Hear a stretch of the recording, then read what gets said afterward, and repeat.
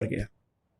तो वृंदा समझ गई कि कुछ तो गलत हुआ है। तो जब विष्णु अपने रूप में आए तो वृंदा ने श्राप दिया कि आप मेरे इष्ट देव थे, अगर आप मांग लेते तो मैं वैसे ही दे देती आपको, लेकिन आपने जो मुझे छला है, दूसरे का रूप लेकर छला है, मैं आपको 2 श्राप देती हूँ। एक तो ये कि जिस तरह आपने रूप बदलकर मुझे छला, आगे जाके आपकी स्त्री को भी कोई रूप बदलकर आके छल के ले जाएगा, जो रावण आता है। और जिस तरह आपने मुझे अपने प्यार से अलग कर लिया, आपका प्यार भी आपसे अलग हो जाएगा। तो सीता तो आगे रामायण में जो रावण आके छलता है और सीता को राम से दूर कर देता है, वो श्राप यहाँ से कनेक्शन यहाँ पे है उस कहानी की। एक और इसकी कथा है कि नारद ऋषि की कथा है। हाँ, ठीक हाँ, है? हाँ, वो भी कनेक्टेड है इसके साथ।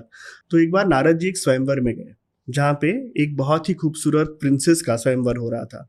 उसको पता नहीं था कि वो एक्चुअली लक्ष्मी जी हैं, वो किसी दूसरे रूप में थी। तो नारद जी को उनसे प्रेम हो गया, तो दौड़ते हुए आए विष्णु जी के पास कि मुझे इनसे विवाह करना है, लेकिन मैं इतना सुंदर नहीं जितनी कि सुंदर वो है, तो आप मुझे सुंदर अपनी तरह सुंदर कर दीजिए, मुझे आप हरि जैसा मुख दे दीजिए। अब हरि का मतलब तो है विष्णु जी, लेकिन हरि का और एक मतलब है बंदर। तो विष्णु जी ने उनका मुंह बंदर जैसा बना दिया। वापस चले गए। उस वक्त वहां पे कोई शीशे तो थे नहीं, तो उन्हें पता नहीं चला कि लोग मुझे देखे क्यों हंस रहे हैं। जब हंसने लगे, जब वो राजकुमारी भी हंसने लगी उसके ऊपर, तब उन्होंने पानी में देखा कि उनका मुंह बंदर जैसा हो गया था।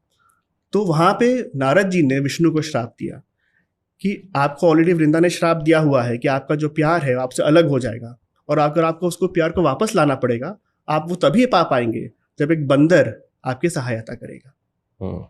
तो ये जो आगे चल के हनुमान का जो रोल है, उसका बीज यहाँ डाला गया था इस कहानी के माध्यम से। Everything is well planned, everything is connected. उसके बाद श्री राम का जन्म होता है। श्री राम को यहाँ पर भी कैकेयी का श्राप मिलता है, तो श्राप के अंदर भी एक श्राप मिलता है, जिस वजह से वनवास जाते हैं। और कहा जाता है कि राम वन गए इसलिए बन गए। ठीक है? और हमको सिखाया जाता है कि आपको भी अगर जीवन में सफल होना है तो अपनी अयोध्या यानी अपने कंफर्ट को छोड़ना पड़ेगा। और लंका जीतने के लिए संघर्ष करना पड़ेगा। बीच में कई वानर आएंगे, आपका साथ देंगे, और फिर आप अपनी लंका को विजय करेंगे, तब आपकी सफलता आएगी। तो आप एक राजा से मर्यादा पुरुषोत्तम राम बनेंगे। ओके, तो इस पूरी रामायण की कथा का जो एसेंस है वो ऐसे समझा जा सकता है। बिल्कुल बिल्कुल। वानर उनका साथ देते हैं। इवन वानर नहीं कहूंगा मैं, जटायु एक गिद्ध है, वो भी उनका साथ देते हैं। उसके बाद जामवंत हैं, लीच हैं, काफी सारे पशु उनका साथ देते हैं। ये तो है रामायण की कथा, जो कि त्रेता युग में है, और यहाँ पर द्वापर का बीज बोया गया। बिल्कुल। इसके बारे में आप बताइए। तो बहुत फेमस एपिसोड है रामायण में, बाली और सुग्रीव, जहाँ पे राम पेड़ के पीछे छुप के, जब दोनों भाइयों में युद्ध चल रहा है, राम पेड़ के पीछे छुपते हैं और छुपते हुए वो तीर मारते हैं, जिससे बाली की मृत्यु हो जाती है। तो वहां पे बाली राम को श्राप देते हैं कि जिस तरह आपने पेड़ के आड़ के पीछे छुप के मुझ पे वार किया जबकि मैं युद्ध कर रहा था किसी और के साथ, उसी तरह आपकी मृत्यु होगी द्वापर युग में। तो आगे जब कृष्ण का मृत्यु का समय आता है, तो वो भी उसी तरह पेड़ के नीचे बैठ जाते हैं और वेट करते हैं कि जो जरा नाम का जो शिकारी है, वो भी उनके पैर को एक समझता है कि शायद किसी हिरन का कान है, तो उसको वो सोचते हुए पेड़ के पीछे छुप के वो तीर चलाता है, और वो आके उनके पैर में लगता है, वहां कृष्ण की मृत्यु होती है। तो इनकी मृत्यु का जो कारण है, उसका बीज आपको त्रेता युग में मिलेगा, रामायण की कथा में मिलेगा।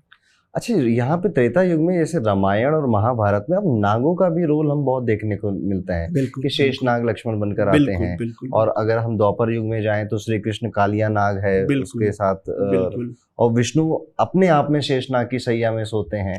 ठीक है? तो ये नागों की कोई स्टोरी आपको पुराणों में मिलती है? नागों की बहुत कहानियां हैं।